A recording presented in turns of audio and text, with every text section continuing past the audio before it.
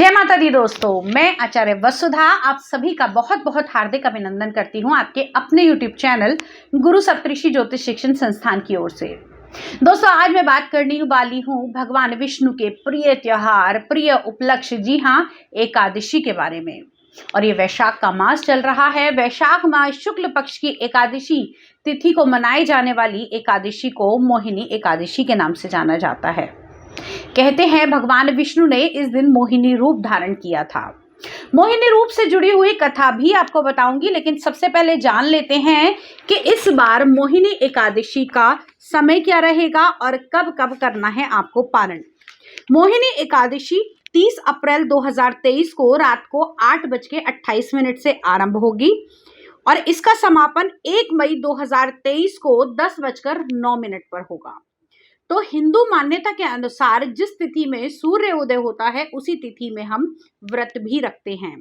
तो जो व्रत रखा जाएगा वो रखा जाएगा 1 मई 2023 को, और जो व्रत का पारण रहेगा वो रहेगा 2 मई 2023 को सुबह 5:40 से 8:19 के बीच में।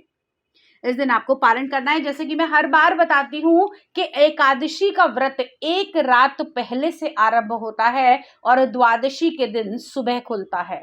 इस दिन अन्न जल ग्रहण नहीं किया जाता। कुछ लोग जल भी ग्रहण नहीं करते, कुछ लोग अन्न नहीं ग्रहण, जो व्रत रखते हैं वो अन्न का ग्रहण नहीं करते। इसके अलावा बहुत सारे ऐसे लोग हैं जो पारण में फलहार खाते हैं, बहुत सारे ऐसे लोग हैं जो सिर्फ फल और दूध ही लेते हैं। लेकिन अब मोहिनी एकादशी पे आपको क्या क्या करना है, कैसे करना है, सभी को नोट कर लीजिए। लेकिन उससे पहले अगर आपने चैनल को सब्सक्राइब नहीं किया है तो प्लीज सब्सक्राइब कर दीजिए, साथ ही साथ बेल आइकॉन को जरूर दबा दीजिए ताकि आने वाले सभी वीडियो आपको समय से मिल सके। तो चलिए सबसे पहले बात करते हैं मोहिनी एकादशी की कथा के बारे में। पौराणिक कथा है। शायद आपको पता हो कि भगवान विष्णु ने मोहिनी रूप धारण किया था। क्यों किया था ये मोहिनी रूप धारण? जब समुद्र का मंथन किया जा रहा था तो रत्नों औषधियों के साथ में एक अमृत कलश निकला। जी हाँ, जिस अमृत कलश के लिए ये समुद्र का मंथन किया जा रहा था। अब अमृत कलश पहले देवता पिएंगे या दानव, क्योंकि दोनों ने ही मिलकर समुद्र का मंथन किया था।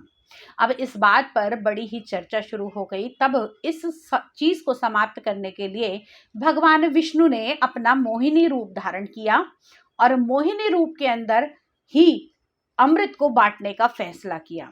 भगवान विष्णु अमृत पिलाए ही जा रहे थे, ये देवताओं को अमृत पान करा रहे थे। तभी राहु केतु समझ गए असुरों में बैठे बैठे कि ये छल से भगवान विष्णु यहाँ पर प्रकट हुए हैं। तब राहु और केतु दोनों राक्षस जाकर भगवान विष्णु के जो मोहिनी रूप था उसके आगे जाकर देवता का रूप धारण करके उन्होंने अमृत पीना शुरू कर दिया। लेकिन वो तो भगवान विष्णु हैं, तो उन्होंने तभी भांप लिया कि ये देवता नहीं असुर हैं, और अगर इन्होंने अमृत का पान कर लिया तो शायद सृष्टि का संहार कर दें या फिर इनके पाप का अंत नहीं किया जा सकेगा। तभी भगवान विष्णु ने उस असुर को अपने चक्र से समाप्त किया, 2 हिस्सों में किया।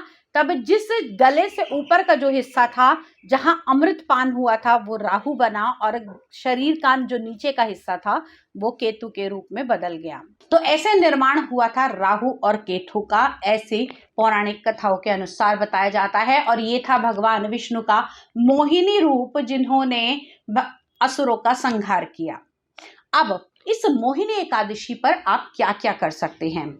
इस मोहिनी एकादशी पर सबसे बड़ा जो गोल्डन टाइम होता है, सबसे ज्यादा जो चीज होती है वो होती है, जैसा मैंने कहा, कि अपने पापों का प्रायश्चित। यदि आपके मन में कोई भी गिल्ट है, कोई भी ऐसी चीज है, आपने किसी के साथ भी अनजाने में ही कुछ ऐसा किया जिसके बाद में आपको उसकी गलती का एहसास हो रहा है और आपको लग रहा है कि नहीं मैंने बहुत गलत कर दिया, तो उससे मुक्ति पाने का ये बहुत अच्छा अवसर है मोहिनी एकादशी। इस दिन आप व्रत कर सकते हैं। व्रत में आपको क्या क्या करना है? आपने सुबह उठकर, जल्दी उठकर स्नान करना है। स्नान करने के बाद में आपने भगवान विष्णु की पीले फूल, हल्दी, चंदन और उसके साथ में पीले किसी भी भोग को लेना है। और ध्यान रहे कि उस दिन आपने प्रसाद में केले का फल अवश्य चढ़ाना है। इन सब को इकट्ठा करने के बाद में आपने भगवान को अर्पित कर देना है और अपना जो भी पाप है उससे मुक्ति पाने के लिए आपने भगवान से अर्चना करनी है। इसके बाद में आपने ओम नमो भगवते वासुदेवाय नमः, जी हाँ, ओम नमो भगवते वासुदेवाय नमः, इस मंत्र का कम से कम 108 बार जाप करना है। यदि आप किसी पाप से मुक्ति भी नहीं पाना चाहते या आपके मन में कोई गिल्ट नहीं है, लेकिन फिर भी आप भगवान विष्णु की कृपा पाना चाहते हैं, तब भी आप ये मंत्र का जाप कर सकते हैं। साथ ही साथ इस मंत्र से आप अपने अनेकानेक कष्टों को भी समाप्त कर सकते हैं। जैसा कि मैंने बताया कि भगवान के ये मोहिनी रूप की कथा है और भगवान के मोहिनी अवतार की ये एकादशी है, तो इस दिन आप स्त्री और पुरुष दोनों की ही लैंगिक जो असमानता है उसको समाप्त करके भगवान के एक स्वरूप होने की भी आप इस दिन अर्चना कर सकते हैं। इस दिन पूजा अर्चना करने से निश्चित तौर से आपकी मनोकामनाएं तो पूरी होती हैं, साथ ही साथ आपके घर में महालक्ष्मी का वास होता है। अब नोट कीजिए कि आप इस दिन हवन कैसे कर सकते हैं। भगवान विष्णु की प्रतिमा रखिए। भगवान विष्णु की प्रतिमा नहीं है तो आप भगवान कृष्ण की भी प्रतिमा रख सकते हैं। यदि वो भी नहीं है तो मन में भगवान का ध्यान करके आपने यज्ञ का आरंभ करना है। यज्ञ में आपने ओम नमो भगवते वासुदेवाय नमः की 108 आहुतियां देनी हैं। साथ ही साथ ध्यान रहे कि इस दिन आपकी सामग्री में, जी हाँ, जो आपकी हवन सामग्री है इसमें किसी भी प्रकार के चावल का समामिलन नहीं होना चाहिए, क्योंकि ऐसा सभी कहते हैं और जानते भी हैं कि एकादशी के दिन चावल नहीं खाए जाते। एकादशी के दिन चावल को खाना वर्जित माना जाता है।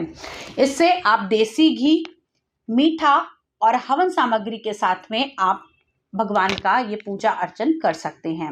साथ ही साथ ध्यान रहे कि अगर आप एकादशी में तुलसी के पत्तों का इस्तेमाल करते हैं तो जब वो ग्रहण करते हैं तो तुलसी के पत्तों में कभी भी दांत नहीं लगना चाहिए। जी हाँ, उसको इसी प्रकार निगला जाता है, क्योंकि तुलसी भले ही एक पेड़ के, एक पौधे के स्वरूप में है, लेकिन ये पूजनीय एक देवी अवतार है।